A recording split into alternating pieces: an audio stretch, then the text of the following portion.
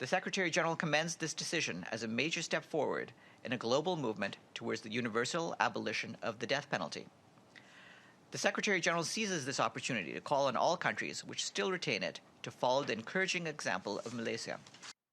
Murder, drug trafficking and treason, all punishable by death in Malaysia, but maybe not for much longer. After Muhammad Lukman Mohamed received the death sentence for selling medicinal marijuana oil to cancer patients, there was public outrage. Up stepped Malaysia's Prime Minister Mahathir Mohamad, who not only called for a review of the case, but now wants to eliminate the death penalty altogether. Well, to discuss this, I'm joined now from Kuala Lumpur by O.I. Sun. He was the political secretary for former Prime Minister Najib Razak. Also in the Malaysian capital, we have Kasthuri Patto. She's a member of parliament with the Democratic Action Party. And completing our panel from Philadelphia is John Lott. He's the president of the Crime Prevention Research Centre. I thank you all for joining us.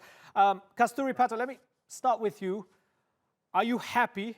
Is this the right decision from Mahathir's government to abolish the death penalty? Absolutely. I think we are all aware that on the 9th of May, the Malaysian people came forward to vote for a change.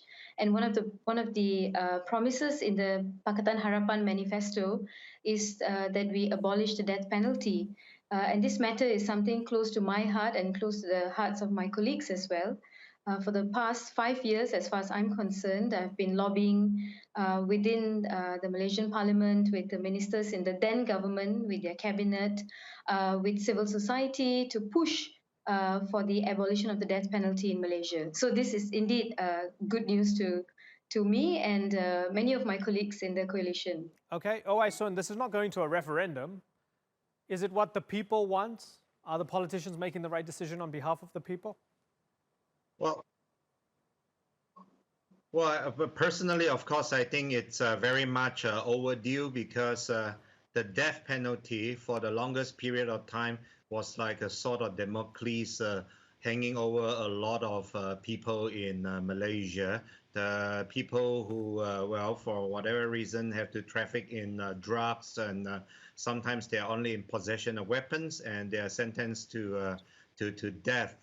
Well, on the other hand, of course, there is still a sizable Malaysian public who are yet to embrace the abolishment of the death penalty. I think you will need some more persuading to go on before they could come around. Yeah, so John Lott, a lot of Malaysians were outraged. As I mentioned earlier, there was a guy who was selling medicinal cannabis to cancer patients, and he was put on death row. And I think, sometimes it just takes a little microcosm, one single case to get people talking about it. This new government says we want to go with the tide of history where other countries are abolishing the death penalty. This is a remnant. It's a relic of a bygone era. We want to move forward.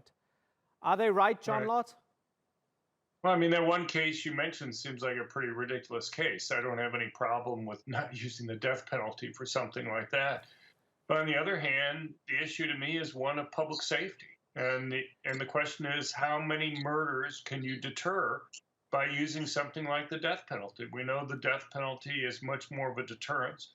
There's a large amount of empirical work that's been done in the United States on the death penalty, and each execution that we have results in about 8 fewer murders than you would have had otherwise. So the issue is saving life, so that doesn't mean you want to go and use the death penalty for everything. I think that'd be a mistake, for example, to go and use the death penalty for robbery, because in a crime like that, if the criminal knows that he's going to be executed, he may go and kill witnesses in order to try to go and lower the probability that he's going to face the death penalty. So just because it doesn't make sense in some areas doesn't mean it doesn't make sense in it doesn't make sense in some other areas. So let me then ask you, Kasthuri, because this is something that was mentioned with O.I. Sun as well.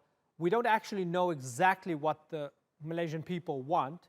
And there might be a lot of Malaysian people who agree with John Lott that, sure, the guy who's selling weed to cancer patients shouldn't go to the gallows, but maybe somebody who's a murderer, maybe somebody who's committed an egregious act, we believe that person needs to be killed by the state. So isn't it then wise for the government to maybe put it to the people? I think I've mentioned this before many times on different platforms. That sometimes when a government seeks public opinion, the questions have to be framed properly. And as far as the death penalty is concerned, it cannot simply be a do you support the death penalty or not, or a yes and no sort of an answer. Questions regarding the death penalty have to be properly framed for a society, for a culture, just to make people understand along the way the implications of their answer. And let's face it, for many times we've noticed governments questioning the public, and then especially when it comes to the death penalty. I very rarely or almost have never heard of the government asking the public, do you agree with taxes to be increased, or do you agree with not paying traffic summonses? But when it comes to the death penalty, many governments, including the government before Pakatan Harapan, tended to rely heavily on public opinion by not furnishing public with enough information. So you get a skewed public opinion poll, which definitely would call for the death penalty to be retained. But why not Now, give them as all far the as Malaysia information? is concerned, Certainly. Why not give them all the information and then hold that poll? Give them all the Exactly. information properly. No fake news. Give them the information and say, you guys decide. I agree. So far, after the announcement by the Minister and the Prime Minister's Department on the 10th of October, which happened to be the World Day for the Abolition of the Death Penalty, two local dailies in Malaysia conducted a poll, of course, with a clear-cut question of, do you support the death penalty or not? And of course, the public outpouring of it was negative against the abolition of the death penalty. But at the end of the day, it is a government's duty to fight crime. And murder has been around from the beginning of time. I believe in Switzerland, when the death penalty was abolished, 40% of hard crimes dropped. I would like to see something like this happen in Malaysia. I believe that perhaps the Malaysian public is not ready for murder criminals to be let off the hook. But if you look at the statistics... Okay, so you say Switzerland's a shining example. Okay, John Lott, when Kasthuri mentioned Switzerland as a good example of abolishing the death penalty and crime goes down, you rolled your eyes. Tell me why. Right. Well, you just can't look at one place by itself. There are lots of other things that can change at the same time. One nice thing about data in the United States is that different states make decisions about whether to have the death penalty or not at different times. And so, you know, maybe they institute the death penalty at the same time they increase penalties for other crimes, or give the police more money, or increase resources for prosecutors. Well, you got to try to account for those different factors. And when you do, you find that when states in the United States have instituted the death penalty, even after accounting for all those other factors, you can find a very significant deterrent effect. But looking at one country by itself, you can't account for other things that are changing at the same time. Whereas if you have 51 different laboratories like we have here in the United States, maybe one state will pass the death penalty at the same time they change resources for prosecution. Another one may just do it by itself. Although John, you say it's a it's a laboratory of 51 examples. When we look at the general trend, states are moving towards abolition, right? Rather than the other way around. Right. There have been a few states. Again, it's not been through votes. It's usually been through either court decisions or, in a couple cases, legislative decisions. But, you know, you still have most of the states in the United States have the death penalty. And, you know, the question is, what can we do to save lives? That seems to me the ultimate question. Kasthuri? Yeah, my esteemed colleague is entitled to his opinion, but then in Malaysia, the death penalty has not proven to be a deterrent. As we know, there are more than 1,200 inmates on death row in Malaysia. 900 over of them are on drug-related offences. And then you have discharge of firearm, murder, etc. Over the years, there's been an increase in number of people on death row, and we must understand, and this is the differences that we have in the United States. You have every state has a different legislative procedure, and in Malaysia, it's not. We have the federal government, and then we have state government. So the system is different. And when we announced that Malaysia is going to abolish the death penalty, it applies to all states in the country. Understood. Understood. And it's not just because the European Union as a bloc has abolished the death penalty, Right. or over 142 countries have abolished the death penalty. It's just doing what is right. And at the end of the day, if there is, no one can guarantee there won't be a miscarriage of justice at the end of the day. Oh, got it. And I'm glad that we're having this kind of, cross-pollination here. John, we usually have you in US-specific discussions, so this is fascinating to see the two perspectives against each other here. I want to do some housekeeping here, Sun. There's something that creeps up every time I read about the abolition of the death penalty or the potential abolition of the death penalty in Malaysia, is a case that could implicate the former Prime Minister Najib Razak and your former boss. This is always mentioned, and something that bothers me every time I read about this. It talks about ending the death penalty that could aid in an investigation of the former Prime Minister. So some of his bodyguards went to jail for the killing of a Mongolian woman.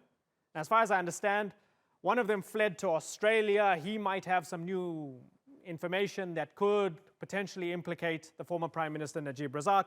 The Aussies don't want to send this guy back to Malaysia because there's the death penalty in Malaysia, but now they might, because the death penalty will be abolished. Is that a conspiracy theory, or might that be part of the thinking that you can abolish the death penalty and you could also put the former Prime Minister behind bars? Sun. Well, I think the former Prime Minister has been charged with at least by now 2 series, and by very soon at least 3 series of charges. I think there will be no shortage of reasons if there was an attempt to put him behind bars, for example. But I think for me more troublesome is the fact that very often in developing countries, Kasthuri mentioned just now miscarriage of justice, and Professor Lott talked about various factors and so on. Well, the simple fact is in many developing countries, sometimes the procedural aspects of a trial, and especially a death penalty trial, is not perfect. Sometimes you have people being coerced into certain confession. Sometimes you have evidence being planted and so on. And people could be sentenced to death for these offenses. And, like sometimes, I just came back from a long trip abroad. When I pass through customs, it's always with a very heavy heart, because I don't know who is going to slip some illicit substances into my luggage. And if I am somehow, quote unquote, caught because of that, I might be sentenced to death, very innocently. So the abolishment of the death penalty for me is a huge sigh of relief. Okay, this is interesting. And it's been an interesting discussion with all of you. I've got to move on, but I hope we have this discussion again. Kasthuri, Sun, and John Lott, I thank you very much for joining us here on the Newsmakers.